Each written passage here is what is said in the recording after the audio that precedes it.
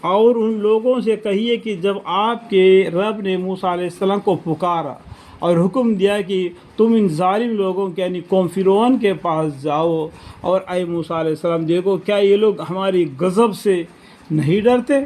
انہوں نے عرض کیا کہ اے میرے پروردگار، مجھے یہ اندیشہ ہے کہ وہ مجھ کو جھٹلانے لگے، اور طبیعت طور پر ایسے وقت میں میرا دل تنگ ہونے لگتا ہے اور میری زبان اچھی طرح نہیں چلتی۔ دیکھو پیغمبر یعنی موسیٰ علیہ السلام کی زبان ہے نا، چھوٹا سا نتی سا چلتا ہے۔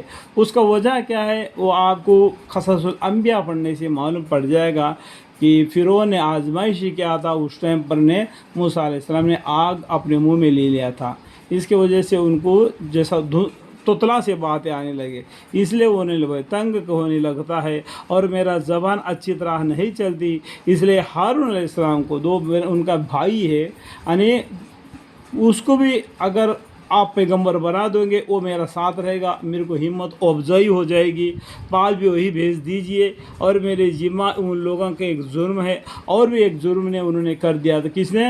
جو کبھی کچھ نے جان سے مار دیا تھا۔ سو مجھ کو یہ اندیشہ ہے کہ وہ لوگ مجھ کو کب تبھی رسالت قتل کر ڈالے، کہ وہ لوگ اتنا بیوقوف لوگ ہیں کہ وہ لوگ کبھی تبلیغ کرنے سے پہلے اگر ہم کو قتل نہ کر ڈالے۔ اس طریقے سے اپنا ڈر محسوس کر دیا موسیٰ علیہ السلام نے۔ ارشاد ہوا کہ کیا مجال ہے، اللہ تعالیٰ بولتے ہیں کہ ارشاد ہوا کیا مجال ہے، سو اب تم دونوں ہمارے حکام لے کر جاؤ، ہم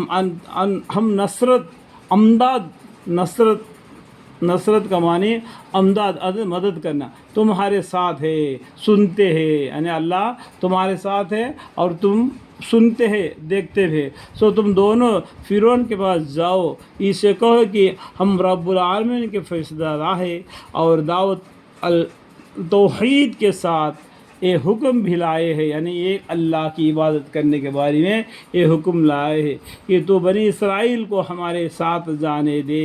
بنی اسرائیل جو قوم تھا ان کو فرعون نے اپنے قبضے میں لے رکھا تھا، ان کو زیادتی کر رہا تھا، زبردستی کر رہا تھا، ان کے بیٹوں کو قتل کرتا تھا، ان کو بیٹیوں کو زندہ چھوڑ دیتا تھا اور امریکہ کامرانی میں لگا لیتا تھا۔ تو اس لیے وہ بنی اسرائیل کو اللہ تعالیٰ نے آزمانے کے لیے، وہ فرعون سے آزاد کرنے کے لیے موسیٰ علیہ السلام اور ہارون علیہ السلام کو ان کے پاس بھیج دیا۔ دونوں حضرات گئے اور فرعون سے سب مضامین کہہ دیے۔ فرعون کہنے لگا کہ ہاں تم ہو کیا، ہم نے تم کو بچپن میں پرورش نہیں کیا؟ دیکھو میں ابھی پہلا بتایا تھا قصص الانبیاء پڑھو بول کے، تو اس میں بچپن میں ان کو پرورش کون کیا تھا اس کا معنی آپ کو معلوم پڑ جائے گا موسیٰ علیہ السلام کے حصہ پڑھنے سے۔ اور تو اپنی اس عمر میں رسوا ہو ہمیں رہا، اور تم اپنی اس عمر میں برسوں ہم میں رہا سہا، برسوں ہمارے ساتھ رہے، اور تمہارے پرورش بھی ہم نے کیا، اور تم اپنی وہ حرکت بھی کی تھی جو کی تھی، یعنی قبطی کو قتل کیا تھا، ایک آدمی کو آپ نے مار ڈالا تھا، اور یہاں سے بھاگ کے نکل گئے اور آج آ کے بولتے کہ ایک اللہ پر ایمان لاؤ۔ اس طریقے سے کیا وہ الٹا بات کرنے لگا، کون؟ فرعون۔ اور تم بڑے ناسپاس ہو۔ موسیٰ علیہ السلام نے جواب دیا کہ واقعہ اس وقت وہ حرکت میں کر بیٹھا تھا اور مجھ سے غلطی ہو گئی تھی، یعنی موسیٰ علیہ السلام سے جو غلطی ہو گئی تھی انہوں نے اللہ سے معافی مانگی، اللہ معاف کرنے والا غفور رحیم ہے۔ پھر جب مجھ کو ڈر لگا تو میں تمہارے یہاں سے مفرور ہو گیا، پھر مجھ کو میرے رب نے دانشمندی عطا فرمائی موسیٰ علیہ السلام کو اللہ تعالیٰ نے، اور مجھ کو پیغمبروں میں شامل کر دیا، الحمدللہ۔ اور یہاں رہا یہ احسان جتلانا پرورش کا، سو وہ یہ نعمت ہے جس کا تو مجھ پر احسان رکھتا ہے کہ تو نے بنی اسرائیل کو سخت ذلت میں ڈال رکھا تھا۔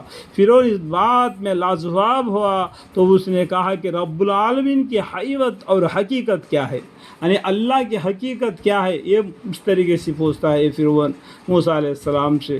تو موسیٰ علیہ السلام نے جواب دیا کہ وہ بڑا پروردگار ہے، اور وہاں پروردگار ہے آسمانوں، دیکھو بہو وچنم ہے، آسمانوں، 7 آسمان 7 زمین ان کا پروردگار ہے، اس کے اندر جتنے بھی جی روح ہے سب کو روزی وہ پہنچا دیتا ہے۔ اتنا بڑا اللہ، ان اللہ لا کل شیء قدیر، آسمان اور زمین کا اور جو کچھ مخلوقات ان کے درمیان میں ہے اس کا اتنا بڑا پروردگار ہے۔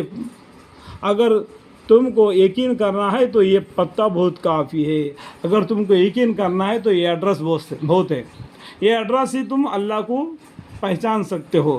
اگر نہیں مانو تو کافر بن جاؤ گے۔ فرعون نے اپنے ارادہ ارد گرد والوں سے کہا کہ تم لوگ سنتے ہو کہ سوال کچھ جواب کچھ۔ موسیٰ علیہ السلام نے فرمایا کہ وہ پروردگار ہے تمہارا اور تمہارے پہلے بزرگوں کا۔ فرعون نہ سمجھا اور کہنے لگے کہ تمہارا رسول جو وزعم خود تمہاری طرح رسول ہو کر آیا ہے مجنون معلوم ہوتا ہے۔ جیسا کہ فرعون نے بھی موسیٰ علیہ السلام کو ایک دیوانہ، شاعری، مجنون کر کے ان کو لقب دے دیا۔ موسیٰ علیہ السلام نے فرمایا کہ وہ پروردگار ہے مشرق اور مغرب کا اور چاروں طرف کا بھی، ایسٹ ویسٹ نارتھ ساؤتھ۔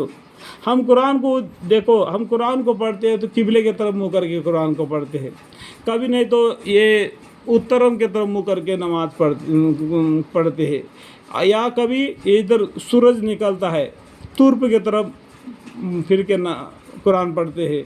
کیا ہم دکشن کی طرف مڑ کر کیوں قرآن نہیں پڑھتے؟ کیوں حدیث نہیں پڑھتے؟ کیا ادھر کو قرآن اللہ نہیں ہے؟ یہ سمجھنے کی بات ہے، لیکن یہ لوگ اس عادت کو چھوڑ ہی دے دیا۔ انہوں نے صرف پورب، پچھم اور اتر، دکشن کو چھوڑ دیا۔ کیا ادھر اللہ نہیں ہے؟ چاروں طرف اللہ ہے۔ کبھی کبھی قرآن کو ہم دکشن کی طرف بھی موڑ کر پڑھنا چاہیے، یہ حدیث ہے۔